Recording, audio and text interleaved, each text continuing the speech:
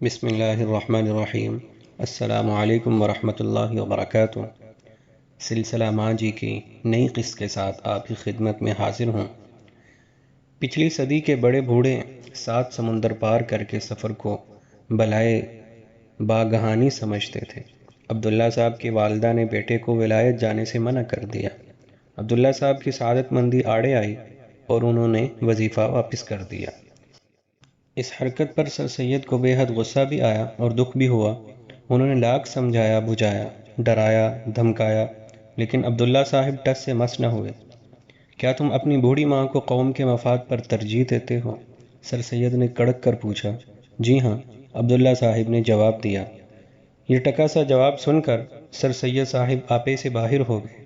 کمرے کا دروازہ بند کر کے پہلے انہوں نے عبداللہ صاحب کو لاتوں، مکوں، تھپڑوں اور جوتوں سے خوب پیٹا اور کالج کی نوکری سے برخاست کر کے یہ کہہ کر علی گڑھ سے نکال دیا، اب تم ایسی جگہ جا کر مرو جہاں سے میں تمہارا نام بھی نہ سن سکوں۔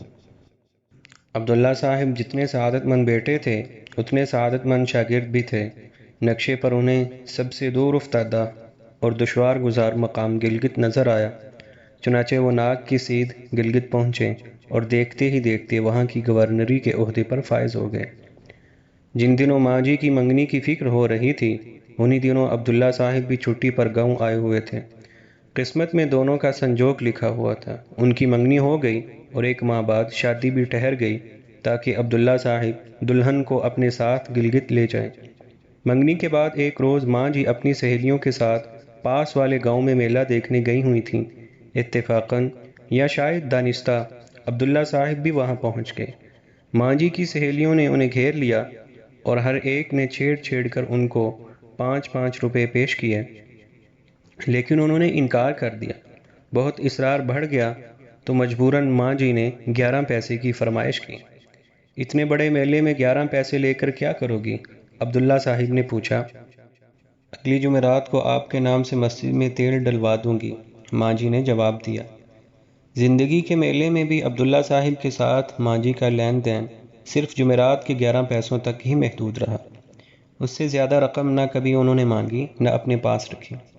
گلگت میں عبداللہ صاحب کی بڑی شان و شوکت تھی۔ خوبصورت بنگلہ، وسیع باغ، نوکر چاکر، دروازے پر سپاہیوں کا پہرا۔ جب عبداللہ صاحب دورے پر باہر جاتے تھے یا واپس آتے تھے تو 7 توپوں کی سلامی دی جاتی تھی۔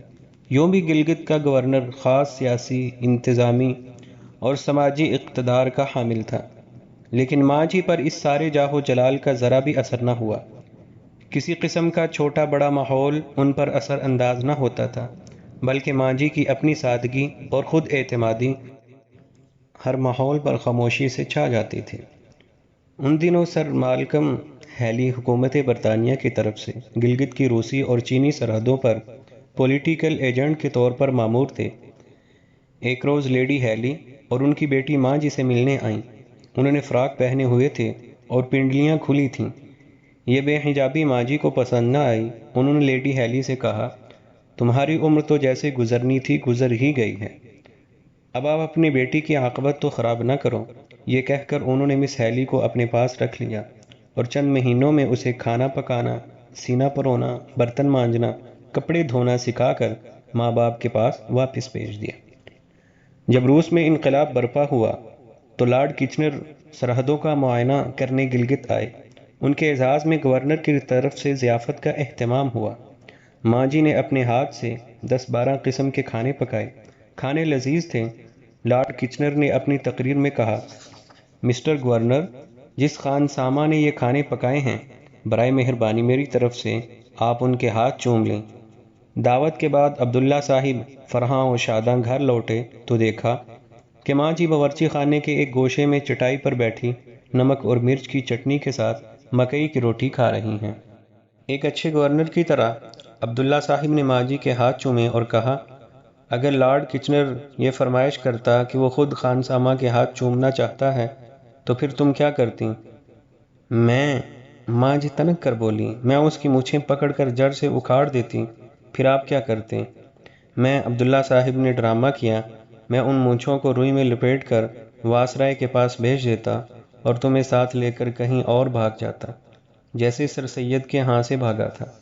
ماں جی پر ان مکالموں کا کچھ بھی اثر نہ ہوتا تھا، لیکن ایک بار ماں جی رشک و حسد کی اس آگ میں جھل بن کر کباب ہو گئی جو ہر عورت کا ازلی ورثہ ہے۔